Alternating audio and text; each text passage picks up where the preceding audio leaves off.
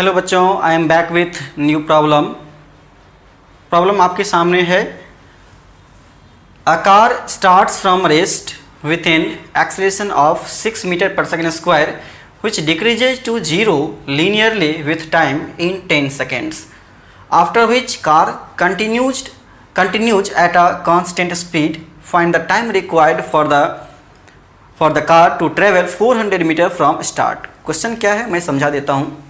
Question ये है कि कार चलना स्टार्ट की है, कितने एक्सेलेरेशन से, 6 मीटर पर सेकेंड स्क्वायर के एक्सेलेरेशन से। 10 सेकेंड के बाद इसका एक्सेलेरेशन क्या हो जाता है, 0 हो जाता है। वेलोसिटी 0 नहीं होता, वेलोसिटी तो बढ़ता ही गया। वेलोसिटी अगर एक्सेलेरेशन है तो वेलोसिटी बढ़ेगा, वेलोसिटी बढ़ के कोई ना कोई वैल्यू को अटेन कर लिया। अब उसके बाद एक्सेलेरेशन क्या हो गया, 0 हो गया। तो ये कांस्टेंट वेलोसिटी को गेन कर चुका है। ठीक है, अब इन्होंने इस ड्यूरेशन में कितना डिस्टेंस ट्रेवल किया। जब एक्सेलेरेशन था 6 से 0 हुआ एक्सेलेरेशन 10 सेकेंड में, तो इसमें भी कुछ डिस्टेंस ट्रेवल किया और कुछ रिमेनिंग डिस्टेंस बच गया 400 को कवर करने के लिए। तो टोटल डिस्टेंस 400 कवर करना है। तो टोटल डिस्टेंस 400 कवर करने के लिए टोटल टाइम कितना लगेगा, इंक्लूडिंग 10 सेकेंड, 10 सेकेंड को भी इंक्लूड करते हुए। और 10 सेकेंड में जितना डिस्टेंस कवर किया है वो डिस्टेंस को भी इंक्लूड करते हुए 400 मीटर होना चाहिए। ये क्वेश्चन है, तो पॉज करके खुद से सॉल्व करो, फिर सॉल्यूशन मैच करना। चलो मैं सॉल्व करता हूँ।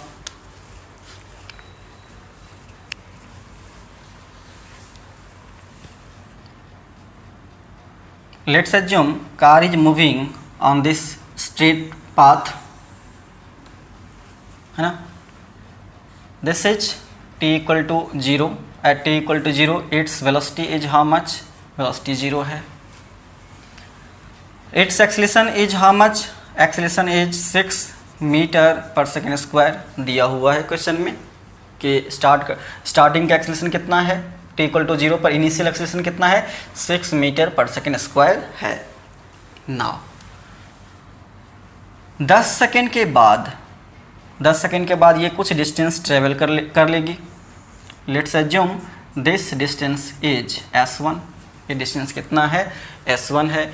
और ये जो इंस्टेंट है ये t इक्वल टू 10 सेकेंड का इंस्टेंट है। और यहाँ पर आके इसका एक्सेलेरेशन कितना हो गया है, a2, ये हो गया है 0।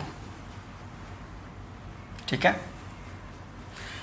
अगर एक्सेलेरेशन 0 हो गया है इसका मतलब क्या हो गया, आगे का वेलोसिटी कांस्टेंट हो जाएगा।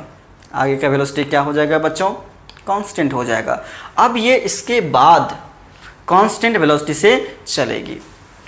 और एंड लेट्स अज्यूम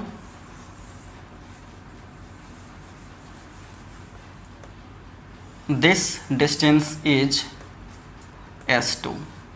और यहाँ से यहाँ तक का टोटल डिस्टेंस कितना कवर करना है हमें, 400 metre. Total distance 400 metre cover करना है।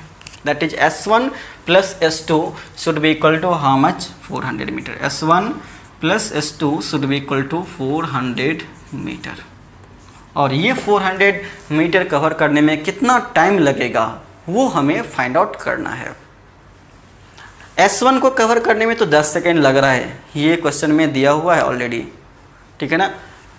बट रिमेनिंग डिस्टेंस को कवर करने में कितना टाइम लगेगा वो हमें फाइंड आउट करना होगा। और ये रिमेनिंग डिस्टेंस कितना है वो भी तो फाइंड आउट करना पड़ेगा। ये डिस्टेंस कितना है, रिमेनिंग डिस्टेंस को फाइंड आउट करने से पहले हमें ये फाइंड आउट करना पड़ेगा कि ये डिस्टेंस कितना है। अगर ये डिस्टेंस पता चल जाता है तो रिमेनिंग डिस्टेंस फाइंड आउट हो गया। 400 minus s1 will be equal to remaining distance. Now car का एक्सेलेरेशन चेंज कर रहा है, acceleration is variable. Acceleration variable है तो मोशन का कोई भी इक्वेशन यहाँ पर काम नहीं करेगा। मोशन का कोई भी इक्वेशन डायरेक्टली यूज नहीं कर सकते। Now see here, rate of change of acceleration will be equal to how much, rate of change of acceleration को क्या लिखेंगे, dA upon dt will be equal to a2 minus a1 divided by t2 minus t1। A2 is how much? 0. A1 is how much? 6. T2 is 10 and T1 is 0 will be equal to how much? Minus 0.6. From here we can write what? dA will be equal to minus 0.6 into dt. Integrating on both sides, दोनों side integrate कर दो from 0 to t and here at t equal to 0 acceleration is how much? 6. at t equal to t let's assume acceleration becomes how much? a. तो ये कितना हो जाएगा? a minus 6 will be equal to 0.6 common constant है, ये बाहर हो जाएगा, minus 0.6 multiplied by integration of D T will be T, limit is from 0 to t, तो ये कितना हो जाएगा? t हो जाएगा। तो a का वैल्यू क्या निकल के आएगा? 6 माइनस 0.6 इंटू टी। ये एक्सेलरेशन का वैल्यू आ गया किसी इंस्टेंट t पर, कौन किस ड्यूरेशन में? यहाँ से यहाँ तक के लिए, t इक्वल टू 0 से t इक्वल टू 10 सेकेंड के लिए ये फॉर्मूला वैलिड है, ये एक्सप्रेशन वैलिड है। कौन से इंटरवल के लिए? t इक्वल टू 0 से लेके t इक्वल टू 10 सेकेंड तक के लिए। ठीक है। नाउ अब ये a को क्या लिख सकते हैं? a can be written as dv by dt। a को हमने क्या पुटअप कर दिया? dv by dt will be equal to 6 minus 0.6 into t.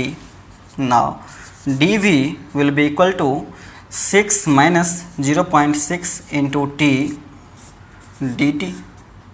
Integrating on both sides. At t equal to 0 velocity is how much? Velocity 0 है। At t equal to any instant t between 0 and 10 second, let's assume velocity becomes how much? v। तो यहाँ से हम क्या लिख सकते हैं? v will be equal to, इसका इंटीग्रेट करके क्या हो जाएगा? v हो जाएगा। इस साइड को इंटीग्रेट करो, 6 का इंटीग्रेशन 60 माइनस 0.6 इंटू टी, तो 0.3 T square, 6t minus 0.3 into T square हो जाएगा ये। तो ये हो गया वेलोसिटी का एक्सप्रेशन। और ये वेलोसिटी का एक्सप्रेशन कौन से इंटरवल के लिए वैलिड है? t equal to 0 to t equal to 10 second के लिए ही वैलिड है ये, उसके बाद तो कांस्टेंट हो जाएगा। तो फाइंड करते हैं कि t इक्वल टू 10 सेकेंड पर वेलोसिटी कितना हो जाता है? At t equal to 10 second velocity is how much? Velocity का वैल्यू कितना हो जाएगा?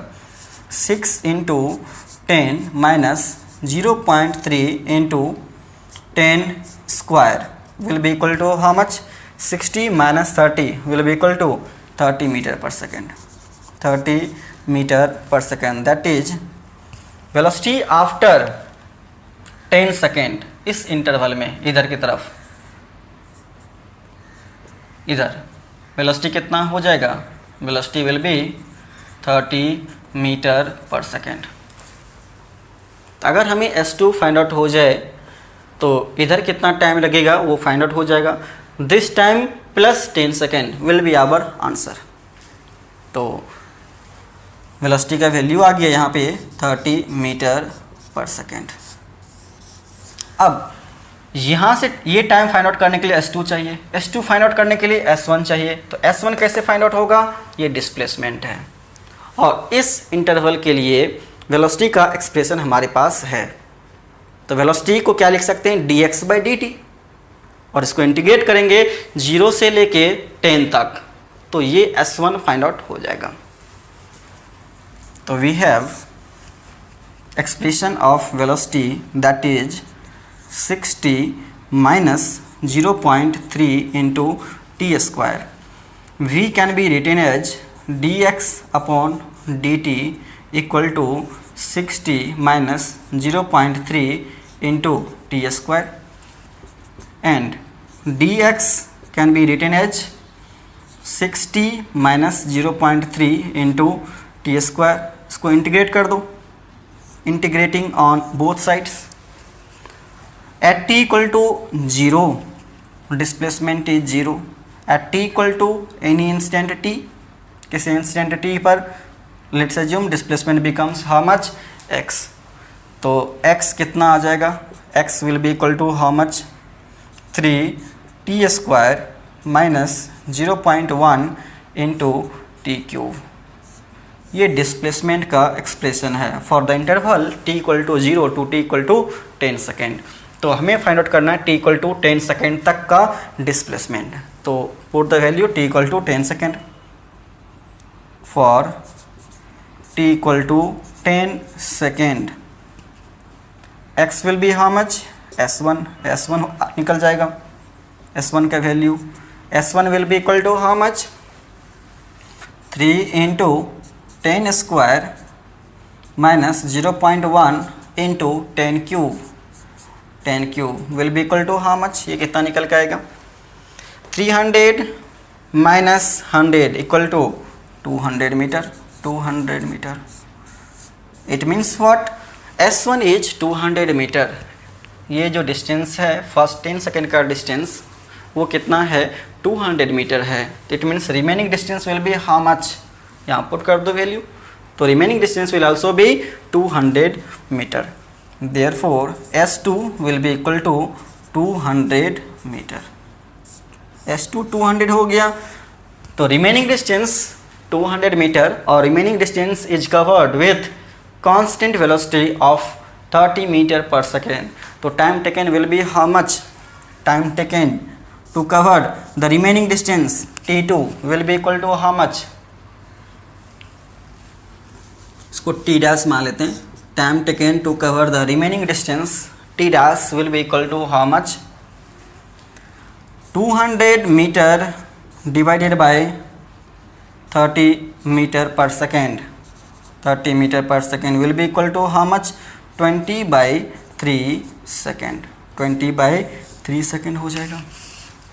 Total time taken will be how much, total time taken, total time will be equal to 10 second, start का 10 second plus 20/3 second will be equal to how much, 50/3 second. Answer